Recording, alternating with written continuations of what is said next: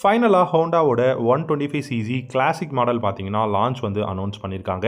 இந்த 125cc பொறுத்த வரைக்கும் ஒரு ரெட்ரோ கிளாசிக்காக இருக்கிறதுக்கான பாசிபிலிட்டிஸ் நிறைய இருக்குது. இந்த 125cc பார்த்தீங்க அப்படின்னா 1,35,000 எக்ஸ்ஷோரூம் ப்ரைஸில் தான் லான்ச் பண்ண போகிறாங்க. இந்த பைக்கை பொறுத்த வரைக்கும் நமக்கு கிளாசிக் அப்படிங்கிறதுக்கான அந்த ஒரு டெஃபினேஷன் அப்படின்னு பார்த்தீங்கன்னா இப்போ இருக்கக்கூடிய ஹைனஸ் CB350 இல்லாட்டி RS CB350யோட ஒரு இன்ஜின் பிளாட்ஃபார்ம்லேருந்து அந்த பைக்ஸோட ஒரு டிசைன் பேட்டர்னில் லான்ச் பண்ணுவாங்க அப்படிங்கிற மாதிரி சொல்லியிருக்காங்க. அப்படி இந்த ஹோண்டாவோட 125cc வந்துச்சு அப்படின்னா கண்டிப்பாக 1,35,000 ரூபா அப்படிங்கிறது பேஸ் மாடலோட ப்ரைஸாக வந்து இருக்கும்.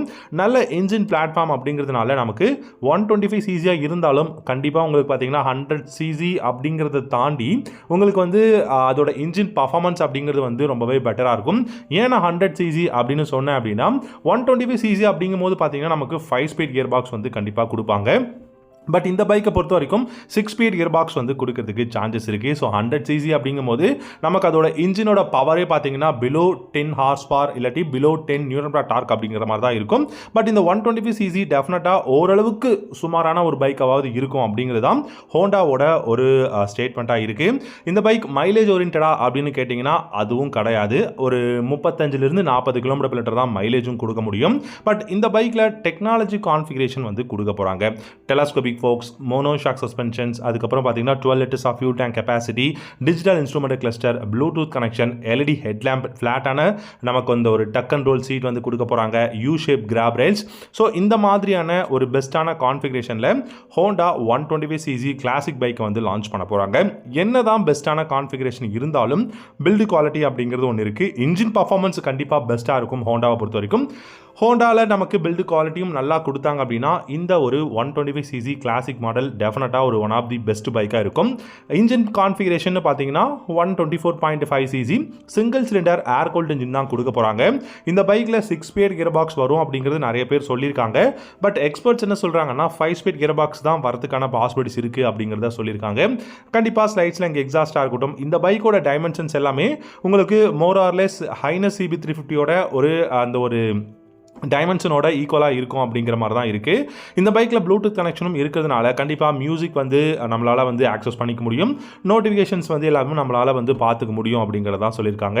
LED headlamp, LED tail lamp, LED இண்டிகேட்டர்ஸும் வந்து பார்த்தீங்கன்னா கொடுத்துருக்காங்க. ஸோ ஓவராலாக கான்ஃபிகரேஷன்ஸ், டெக்னாலஜி, இன்ஜின் பர்ஃபார்மன்ஸ் அப்படிங்கும்போது நல்லாயிருக்கு.